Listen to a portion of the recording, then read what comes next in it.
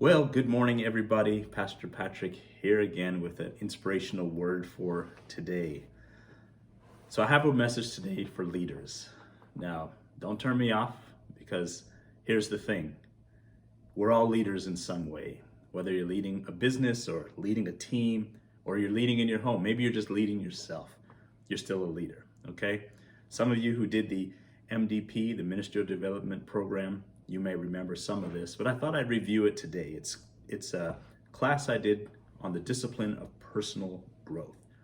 The discipline of personal growth. Personal growth is important. So here's what Jesus says in Matthew 16:26. The first part of the verse. The most important thing is your soul. And here's the verse. He says, "What good will it be for someone to gain the whole world yet forfeit their soul?" What good will it be for someone to gain the whole world yet lose their soul? And he asks it in the form of the question. In other words, he's saying, what is it going to matter anyway? You gain everything in this world and yet you lose your very soul. So here's a little statement from an article. It's entitled, "What Every Leader Must Know About Personal Development." And this is August Turak. And listen to what he says. I love this quote. He says, "What do you do for personal development?"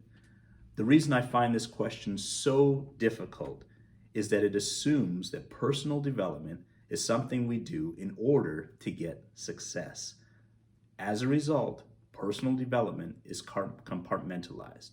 It becomes something we do off the clock and in our spare time in order to get ahead in the real world. And this is what I want you to hear now.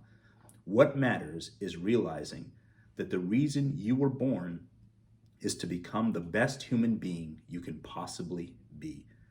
Personal development is not a tool for reaching the bigger goal. Becoming a complete human being is already the biggest and most notable goal you can aspire to. And I love that statement because what he says about personal development is this. It's not something that we do off to the side. I'm just going to go and develop myself and kind of come back. No, he's saying, look, everything we do should be about personal development. Our whole life, we should be developing. We should be getting better. Ruth Haley Barton says this: "The best thing any of us bring to our leadership is our own transforming selves."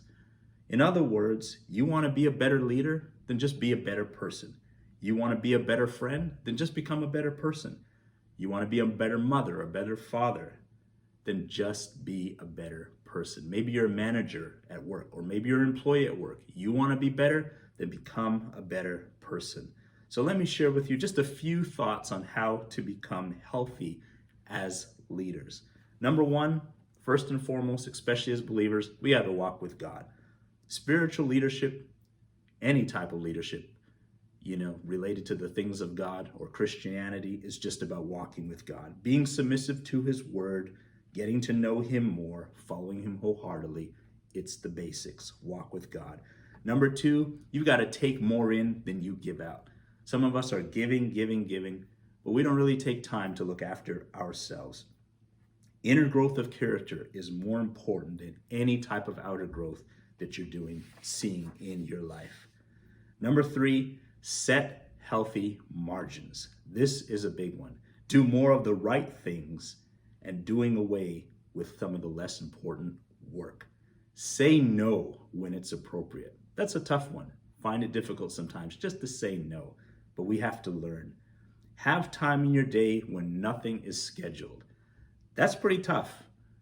That is pretty tough. We're so busy, but do you have time in your day when just nothing is scheduled? Listen to what is said here. It says, margin in your life of a leader allows space for creativity to flourish, thinking and decision-making to be possible. It helps highlight the important over the urgent, and it keeps you enjoying life and leadership. Have time in your day when nothing's scheduled and you can just dream a little. Number four, establish healthy rhythms. In other words, check your gauges.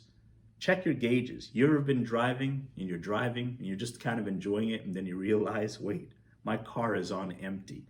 Sometimes we just need to take some time and refill our tanks, and we do so with rest. There are some seasons that are busier than others, and that's fine. We got to do what we got to do. but make sure you're checking your gauges. Here's another one. Find healthy outlets for stress. I challenge myself with this one. What am I doing to just blow off steam? What am I doing to just get stuff out? Are we taking the time and finding healthy outlets for stress? Maybe that's exercise, or maybe it's just getting away for a few days. Maybe it's spending some time with friends. Whatever we need to do to just take some time to get some things off our chest. Here's an important one. Number 6, admit your weaknesses. Confess your faults to somebody that you're accountable to. Confess your faults to someone you trust. Listen to what it says in Romans 12:3. But by the grace given me, I say to every one of you, do not think of yourselves more highly than you ought, but rather think of yourselves with sober judgment in accordance with the faith God has distributed to each of you. We're not to think of ourselves more highly than we should. In other words, just be human. Just be human. Number 7, embody what you want people to do. Don't tell people to go where you have not gone or you're willing to go yourself. We have to make sure that we are the ones who are willing to do things first. Dave Ferguson said this in the 5 Leadership Questions podcast. He said, if everyone else lived the way I'm living, would we accomplish the mission? If everyone else lived the way I'm living, would we accomplish the mission? In other words, am I leading by example? And number 7, take people with you. Who are you raising up? Who's coming up behind you? Meet people where they're at and help them to take the next step. And then make sure you set realistic expectations for them. I want to read one final thought as we close our time. And this is what it says. It's a little poem by Ted Loder, and it says this: O God of such truth that sweeps away all lies, of such grace as shrivels all excuses, come now to find us, for we have lost ourselves in a shuffle of disguises and the rattle of empty words. Let your spirit move mercifully to recreate us from the chaos of our lives. We've been careless of our days, our loves, our gifts, our chances. Our prayer is to change, O God, not out of despair of self, but for love of you, and for the selves we long to become before we simply waste away. Let your mercy move in and through us now. Amen.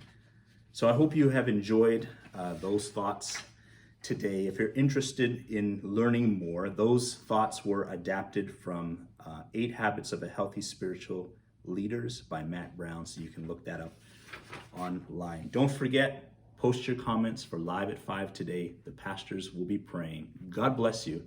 Have a wonderful day.